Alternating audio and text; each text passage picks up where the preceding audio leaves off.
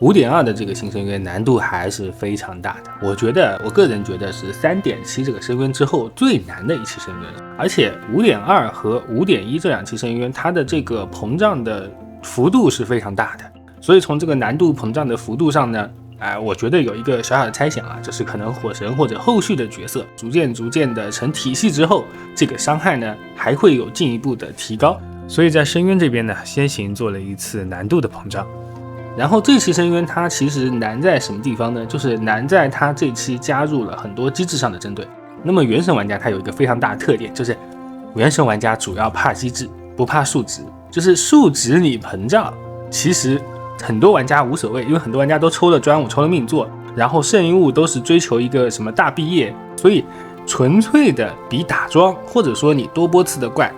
其实不太会让玩家感受到很大的压力。只有当你的环境出现了机制上的针对，迫使玩家需要把自己原来使用的非常熟练的阵容去打散的时候，这个时候玩家才会感觉到有一些难度。那么这个难度通常在玩家嘴里描述出来就是有点恶心。所以这期深渊最大的难度，我个人觉得是这样子的，就是如果你是一个坚持要不换队打满深渊的玩家，那么在机制针对的情况下，对于输出量会有一个比较大的考验，尤其是在第一阶，因为第一阶它的总血量达到了580万，它是非常考验玩家输出量的这么一个环境。所以如果我们的目标仅仅是满星，而不是说非要一次性通关一次性打满，那么完全可以在第一阶上自己最拿手的2支队伍，伤害最高的2支队伍，把第一阶输出量的这个考核给打满之后，再调整阵容去打后面2阶需要破机制的原魔，这样子呢就会轻松很多。那我们从原魔的机制角度去看这期深渊呢，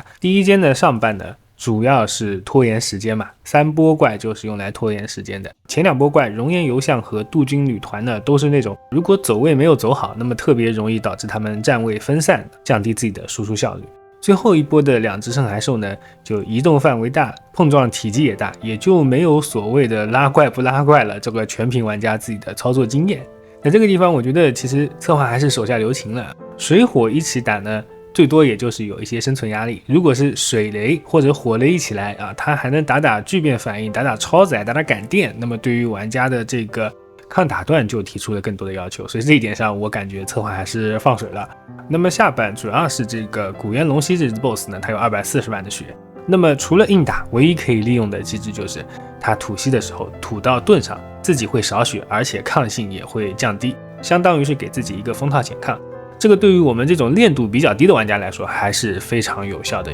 那么练度高的玩家可能对这种小机制就不屑一顾，但是利用好这些原魔攻略的小细节，它确实是可以帮助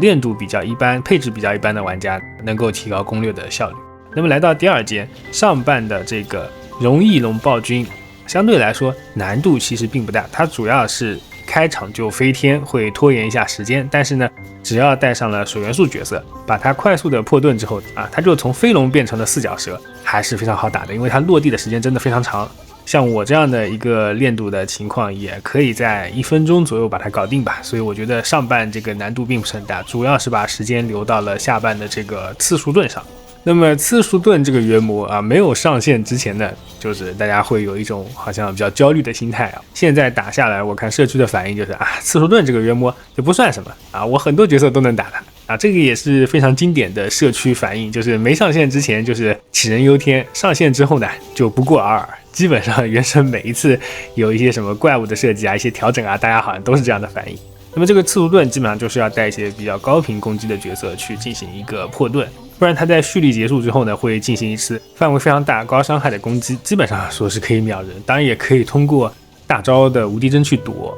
但是呢，除了这个特质以外呢，它常态80%的全抗和240万的血，说实话，我作为一个普通玩家它如果没有被我打瘫痪，我是真的不太打得动它。所以练度比较低的玩家还是要通过破机制的方式呢，去实现攻略效率的提高。那如果你是一个伤害特别充足的玩家力大专飞其实也没什么问题。还有一点值得一提，就是它的一些攻击是附带额外的伤害效果的是附带一个追加的效果，会在1秒后生效，所以呢打它的时候特别容易暴毙，还是要闪避一下这个原魔的攻击。在难点上说实话真的也不算特别多吧，因为机制原魔最大的特点就是破机制以后他们就是一个木桩，那包括第3间的这个黄金王兽和永劫龙兽啊，也是一样的。黄金王兽就是如果你的斩杀线够高，你在它开盾之前把它秒掉，但是通常来说还是要带个元元素去破盾。那在过去呢，大家是不怎么喜欢带元元素的。现在因为有了希诺宁了嘛，虽然说它这个